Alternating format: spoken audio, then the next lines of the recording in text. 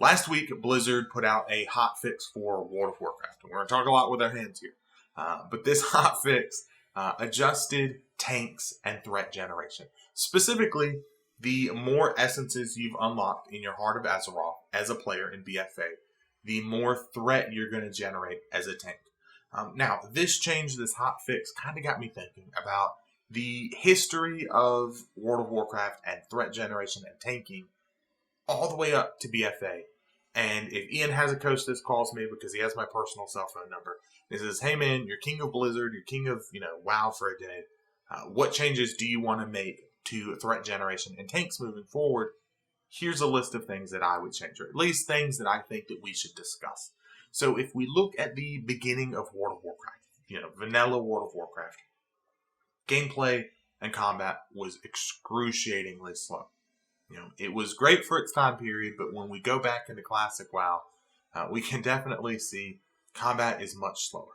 Okay, and because of that, resource generation is so much slower, which means that you as a tank, the only tank available, that prot warrior, your ability to generate rage is extremely hampered. It's not as quick as it is right now. So your ability to throw threat out on targets is much more diminished than what it is right now. Which means that it's harder to produce that threat, it's harder to get aggro on things and keep aggro on things. And because of that, there was this mindset that you as a player, as a DPSer, do need to wait, right? Your raid leader or your party leader is calling out, wait for 3 Sunders before you attack. You would get in trouble. I remember as a player having to hear over and over again, fortunately I was a healer, my raid leader bitch at all the DPS because we were pulling Illidan, we were pulling, Ragnaros, we were doing all these things, and people weren't waiting for 3 Sunders. Okay. So this kind of carried on into Burning Crusade, right? Where threat was an issue. However, we gained some tools. Some classes gained threat-reducing abilities. Warlocks gained Soul Shatter. Mages gained invisibility, although they had to kind of wait for a second. Rogues, I think they always had banish, right? So they could get out of combat that way. I'm sure there's a couple of other ones that I'm not thinking about. But we also got some abilities, or at least the beginning of abilities, that transferred threat. Things like Misdirect from the Hunter, which started in Burning Crusade, and then obviously we got the Tricks of the Trade and whatnot. And some other, abilities that came forward.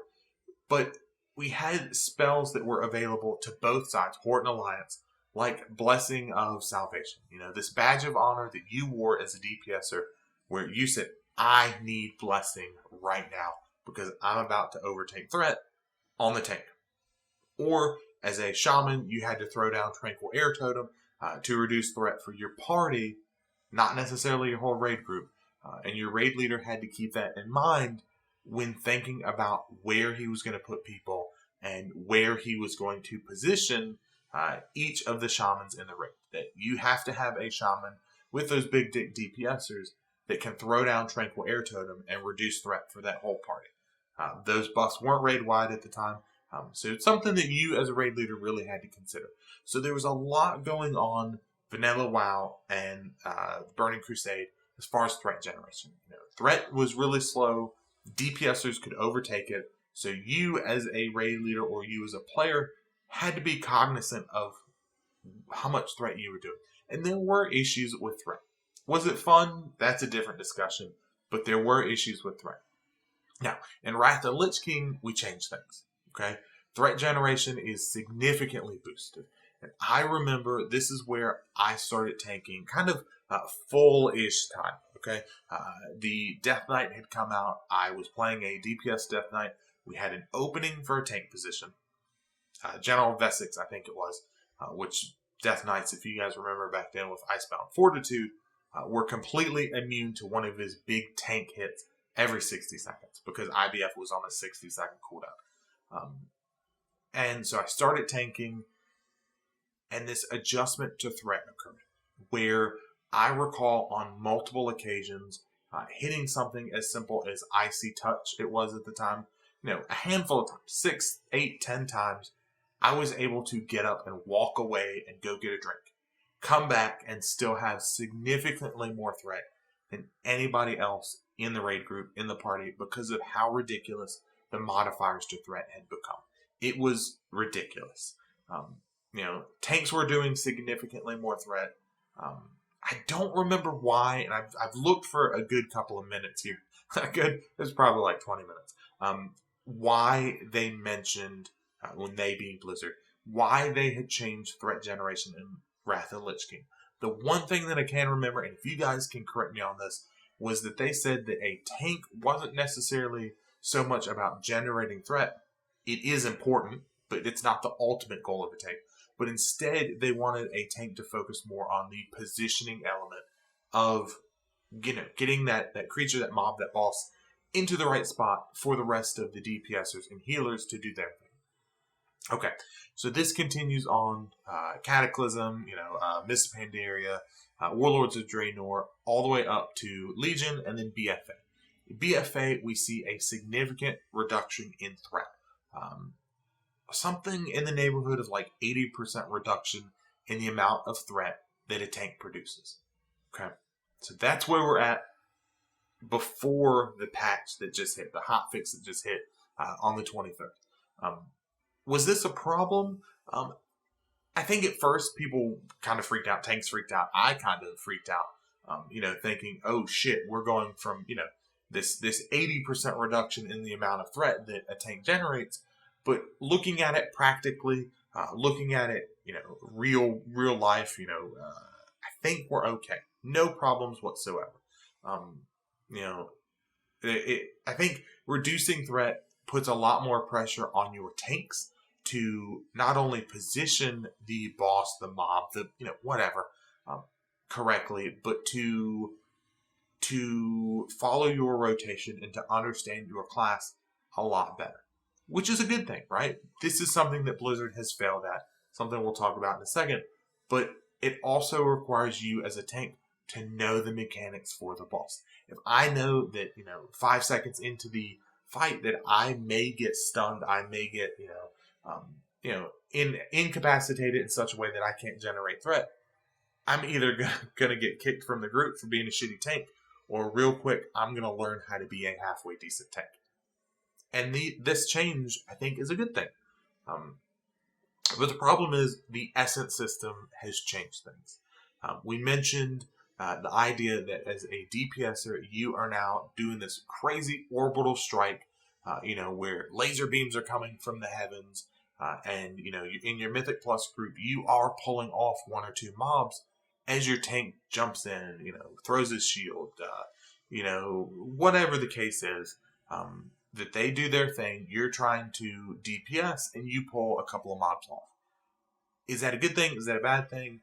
Well, your tank is going to have a very difficult time reestablishing threat, especially if you pull multiple things, or if 2 or 3 DPSers pull off 1 mob each. Not great, not good whatsoever. So the fix that we introduced, or that Blizzard introduces, is let's make it so that every time you as a tank with your Heart of Azeroth unlock an essence slot, that you will gain a modifier to threat. That's the fix. Is it a good fix? No, not really. It's a really shitty fix to threat. Okay, and here's why. One, the numbers aren't there. One thing that I think Blizzard does a really shitty job at is throwing numbers at the player. They have obfuscated numbers for so long, for some reason, with this big fear of, numbers scare the player. Again, I've said this on other videos. I will continue to reiterate it. You can hide it by default. That's fine. I'm okay with that. But there should be an advanced interface option or somewhere in there that says, show detailed numbers, or show advanced numbers, or show advanced combat information, or something to where me as a player that's been playing for a long time and wants to really dive under the hood can dig into the numbers. That's what I want to see. Now, we've got to step back a little bit. It also puts a big pressure on newer players or alts, right? I'm playing a DPSer, but for whatever reason, the raid doesn't have a tank, or I want to tank Mythic Plus on a different character than I DPS in the raid, or I want, whatever. I'm changing mains. Well, my Heart of Azeroth is only 46 because I've been farming, but my raid needs a tank tonight. Well, I don't have those modifiers for that first and second, and if you're super farming and doing your thing, that third essence slot. So now you're generating significantly less threat than other tanks would be able to do, that your DPSers are going to be able to do. It's just going to make things a lot harder on everybody because of this, because there's a hidden modifier based on how old and how much progress you've done, rather than things like, just in general being a tank, just in general being able to handle your rotation, things like that. So I think that a change where we hide a modifier based on not necessarily the gear level, but the grind that you've put into a one item that is a significant portion of the game isn't good. So how would I, moving forward, make some changes? One, let's get rid of this crap with the essence system and bonus threat. Okay. Instead, let's I'd hate to say the word normalize, but let's adjust threat to a specific modifier for everybody. Okay. For tanks, right? Whether it be that 4x at the beginning of BFA, 5x, 10x, it doesn't matter. Who cares? The modifier percentage doesn't matter. Let's say we keep it at that 4x% for BFA. Now, players, in my opinion, should be able to either gain a buff or see a debuff or a buff. They should see something somewhere that says that they are generating reduced threat on a mob based on the content that you are doing. Now, why do I care about this? Because let's be honest, if you are doing LFR, nobody cares about threat in an LFR. It's a shit show anyways. If you're doing normal, nobody cares about threat. It's probably a shit show.